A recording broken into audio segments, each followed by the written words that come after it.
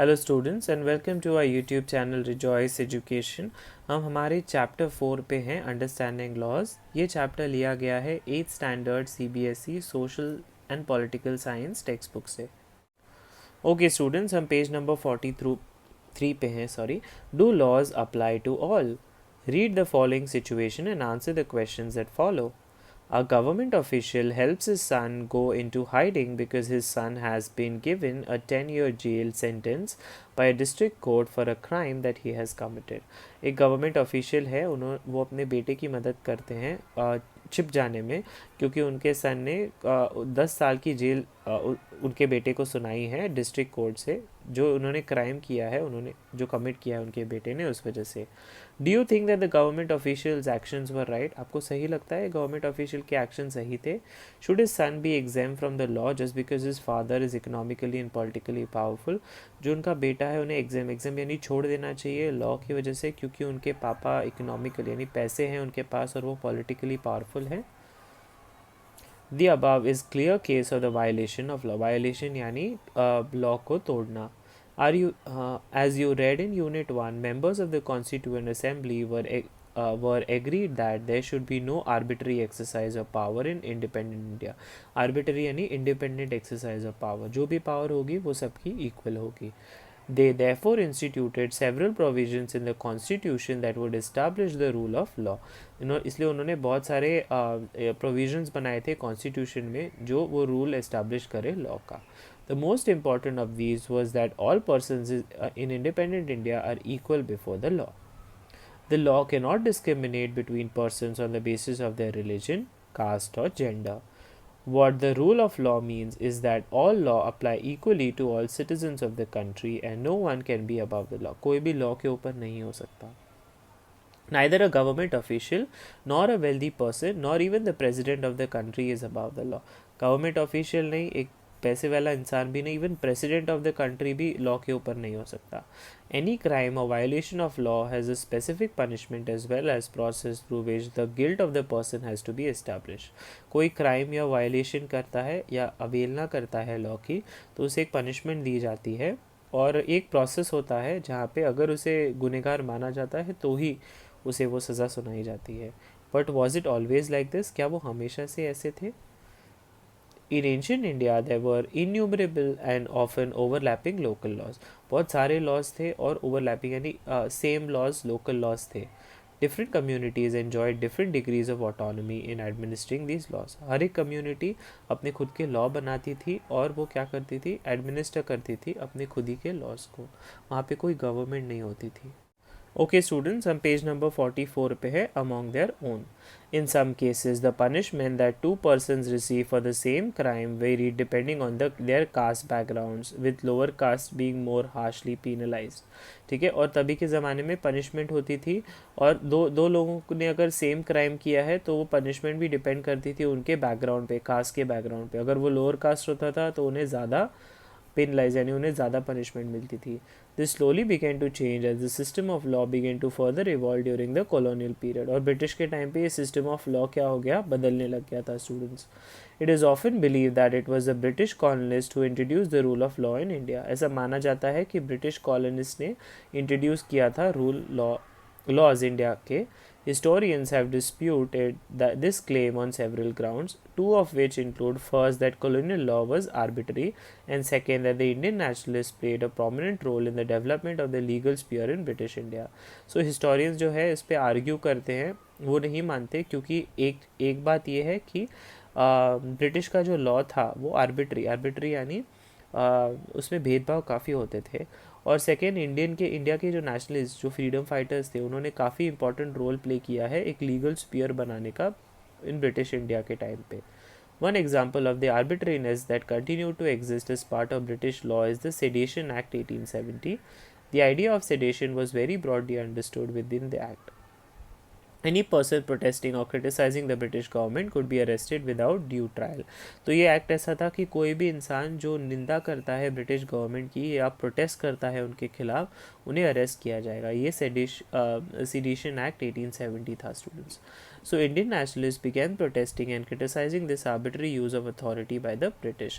लेकिन इंडिया के जो देश क्रांति लोग थे उन्होंने प्रोटेस्ट किया, क्रिटिसाइज़ किया इस लॉ के ऊपर जो ब्रिटिश ने डाला था. They also began fighting for greater equality and wanted to change the idea. ठीक है. सो ग्रेटर इक्वालिटी यानी समानता के लिए भी इंडिया के बहुत सारे नेशनलिस्ट ने फाइट किया और वो एक चेंज करना चाहते थे of law from a set of rules that they were forced to obey to law as including ideas of justice. ठीक है. वो चेंज करना चाहते थे सेट ऑफ रूल जो उन्हें फोर्सफुली फॉलो करना पड़ता था तो ऐसा लॉ जिसमें जस्टिस सर्व हो. By the end of the 19th century, the Indian legal profession also began emerging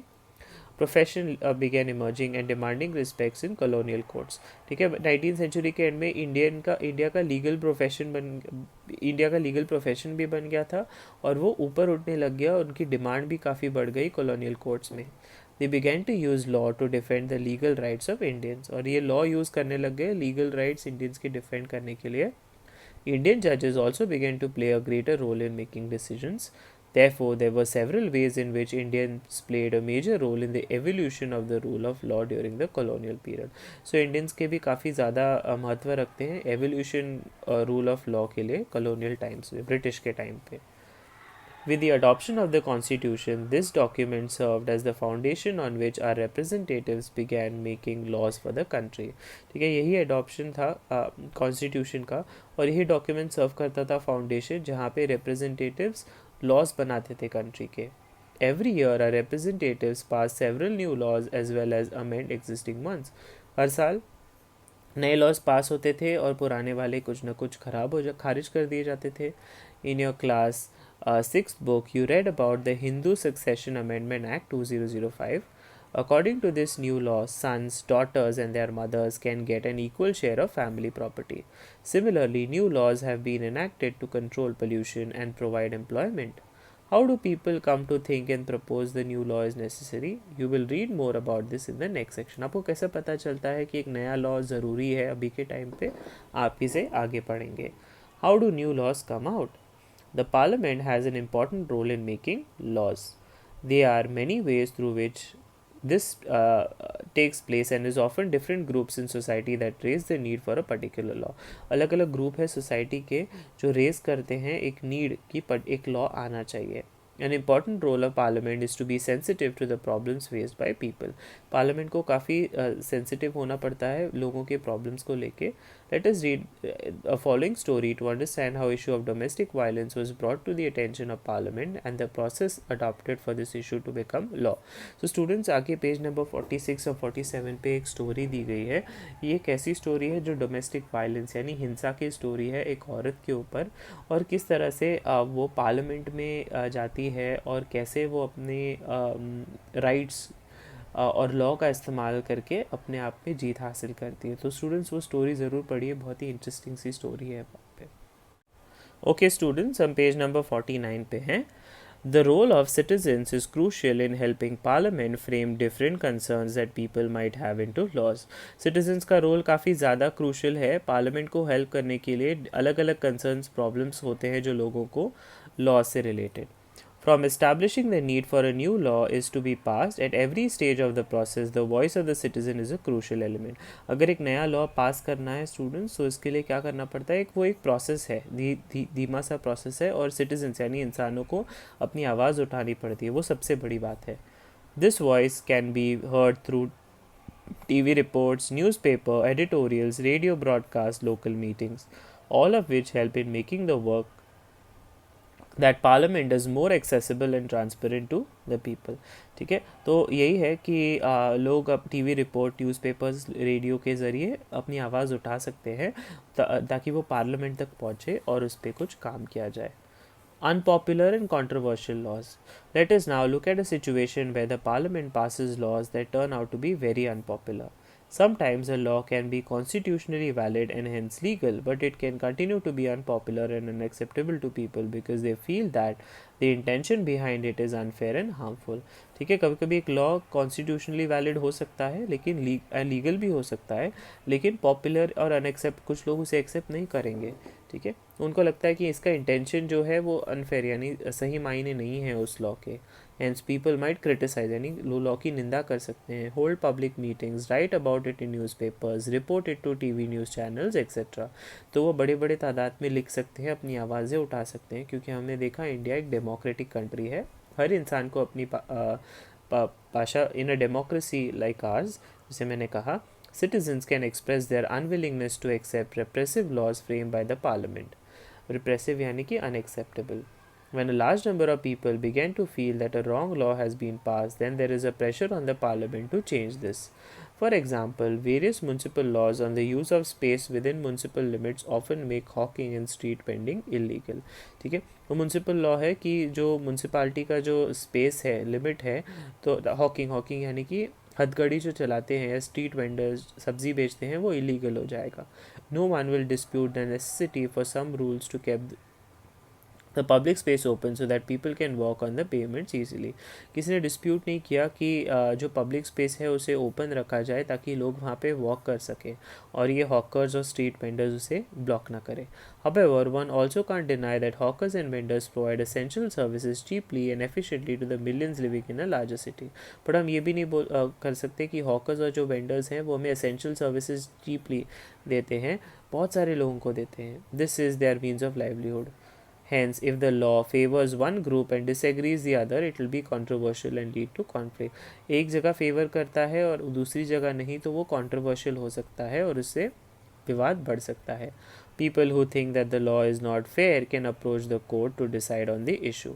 The court has the power to modify or cancel laws if it finds that they don't adhere to the constitution. अगर वो constitution को adhere नहीं करते हैं, follow नहीं करते हैं, तो उनकी पूरी right है उस law को cancel करने की। ओके स्टूडेंट्स, हम पेज नंबर 50 पे हैं। ये फ़ोटो आप देख पा रहे हैं, arrest does government polytechnic students. ठीक है, तो यही एक है कि इस फ़ोटो में दिखाया गया है कि अलग अलग तरीके हैं सिटीजन्स प्रोटेस्ट करने के। वो कैंपेन निकाल सकते हैं, एक मोर्चा या आंदोलन निकाल सकते हैं। ठीक है, सो अगर उन्हें कोई लॉ पसंद नहीं आता या फिर वो हानिकारक हो सकता है सोसाइटी के लिए, तो प्रोटेस्ट किया जाता है। We need to remember that our role as citizens does not end with electing our representatives. हमारा रोल सिटीजन्स का ख़त्म नहीं होता बाय जस्ट वोटिंग, सिर्फ वोट से ख़त्म नहीं होता। Rather it is then we begin to use newspapers and the media to carefully chart the work that is being done by our MPs and criticise their actions when we feel it is required. ठीक है, हमें newspapers और media का ध्यान रखना चाहिए और देखना चाहिए कि हमने जिन्हें इलेक्ट किया है कि वो सही से काम कर रहे हैं, और अगर नहीं कर रहे तो उनकी निंदा करनी चाहिए और उसके ऊपर एक्शन लेना चाहिए, उनके लिए मोर्चे निकालने चाहिए और उनको बताना चाहिए कि वो सही काम नहीं कर रहे।